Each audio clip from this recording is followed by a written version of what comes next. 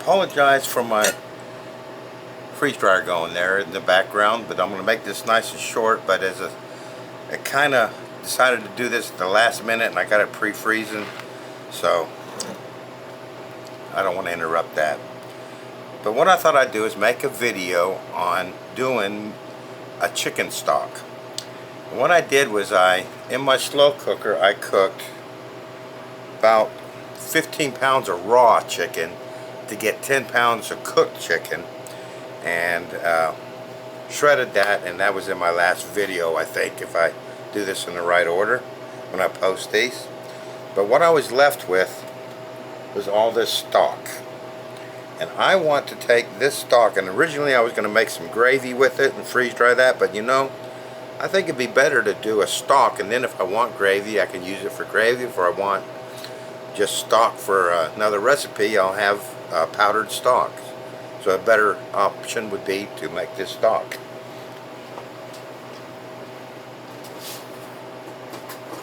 So what I'm going to do, because this has a lot of loose fat floating around it, I'm going to run it through a strainer here and get rid of most of those fat bits, which is a lot of flavor if we were making gravy.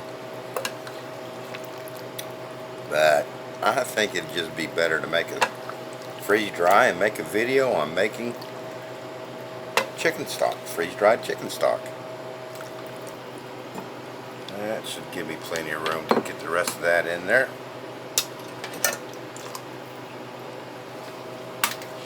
Pour the rest of that in there.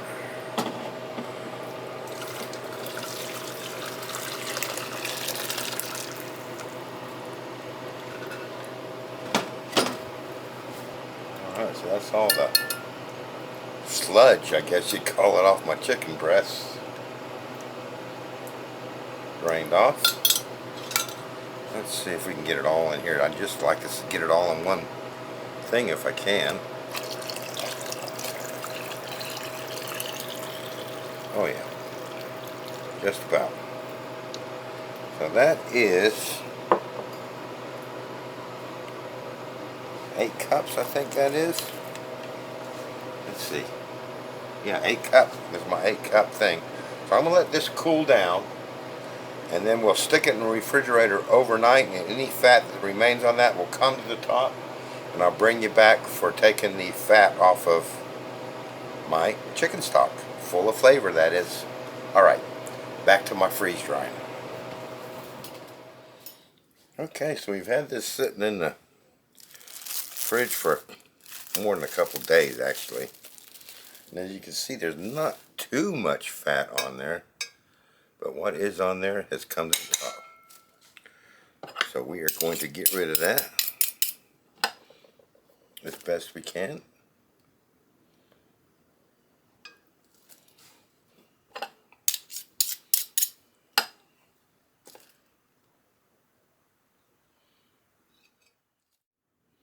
Alright, that's pretty good.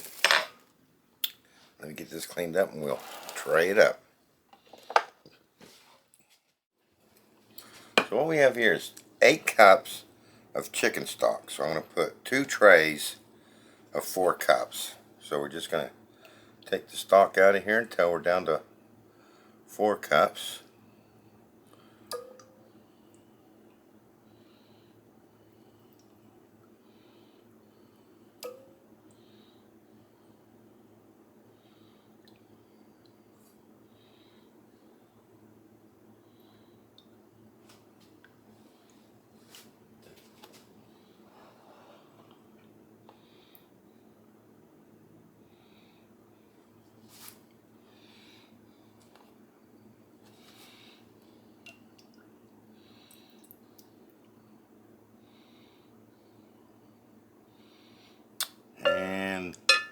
Right there, we're at 5 cups. I'm going to put this in the freezer and finish filling that last cup in there in the freezer so I don't spill it getting it to the freezer. So what we're going to do is divide this exactly in half. That way each square will be 1 cup. Okay, so that's in the freezer now, getting frozen solid.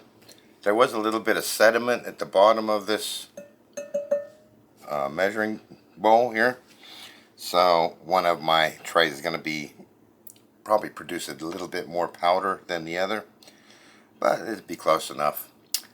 So there you go. We'll get that frozen solid and into the freeze dryer. Next time you see it, it'll be coming out. I'll see you then. And we're back. This is my beautiful chicken stock made from chicken, all nice and crispy. And we ran that for about 40 plus hours, as I always do with all my loads. And originally I was going to package that separately, but I think what I'm going to do is powderize this and put it in jars so we can just open a jar and put a few spoons into something like that. So what we're going to do is take my handy dandy freezer bag, Ziploc bag. We'll put these in there, extremely light, as you would expect.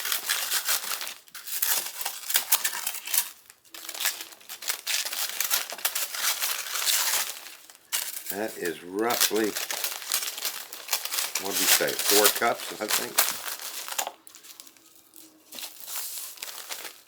4 cups of, I would almost call that condensed broth because that was very thick.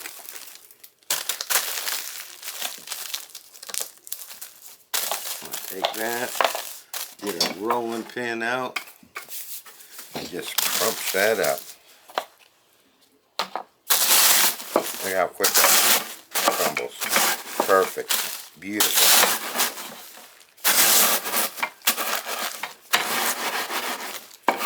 Put that in a nice fine powder.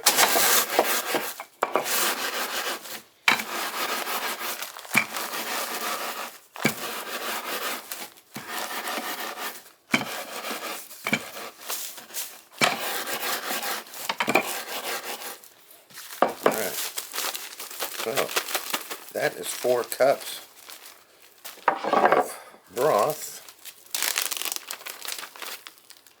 I'm going to put that in my little half-pint jar here.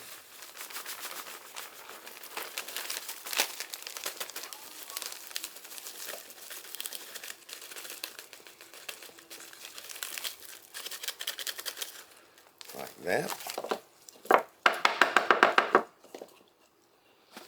There you go.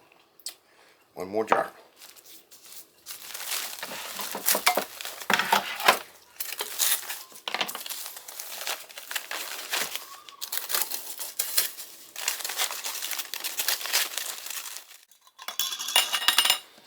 Okay, I got these, all I got is 300 cc, that's pretty much all I buy. So I'm going to put 1 300 cc in each jar, like that, tucking it so that it won't interfere with the seal.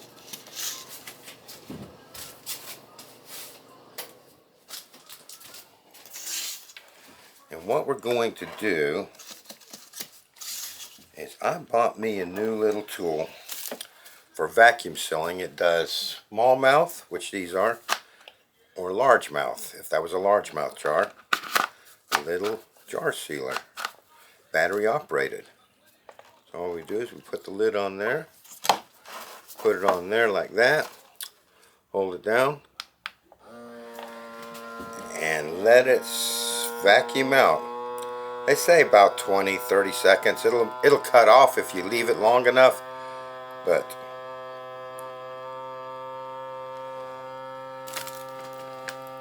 we'll leave it for like 20. We'll see. That's 22. We'll go 30 seconds.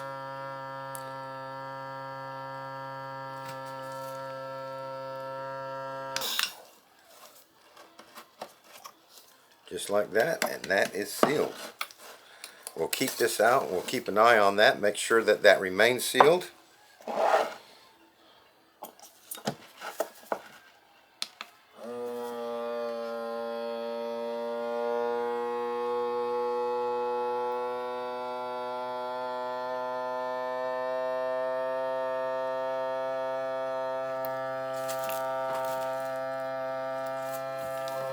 got a countdown on there on the digital countdown. You can't really see it on there. Yeah, you can.